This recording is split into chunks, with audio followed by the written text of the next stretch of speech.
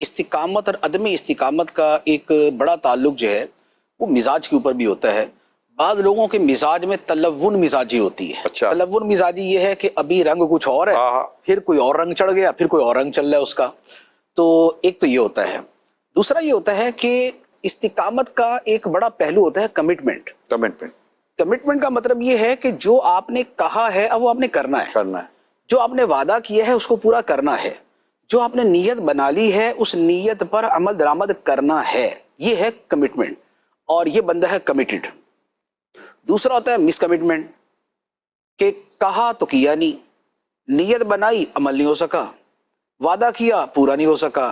یہ مس کمٹمنٹ ہے. یہ استقامت، عدم استقامت، کمٹمنٹ اور مس کمٹمنٹ، ان دونوں چیزوں کا تعلق عادت کے ساتھ ہوتا ہے کہ بندہ جب کوئی کام بار بار کرتا ہے وہ اس کے مزاج کا حصہ بن جاتا ہے.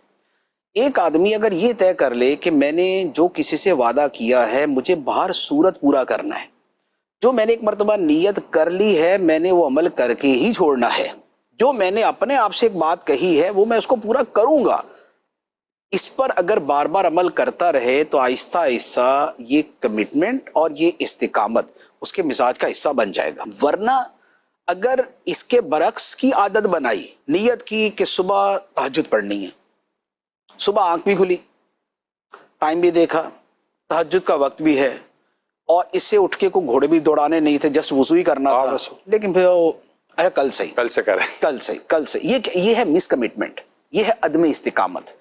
جب اس کی عادت بن جاتی ہے نا کہ کسی سے کہا کہ چلو چلتے ہیں، اچھا وہ آیا کہ چلیں، موڈ نہیں ہے.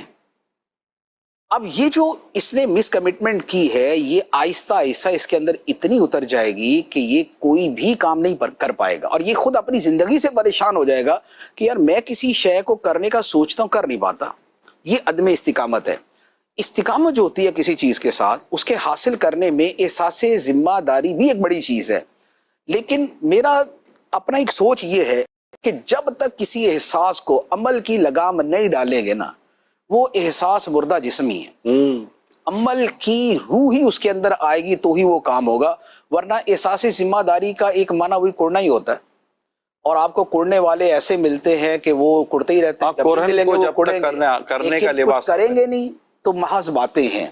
تو یہ ٹاکنگ شاکنگ جو ہے نا اس کا پھر کوئی فائدہ نہیں.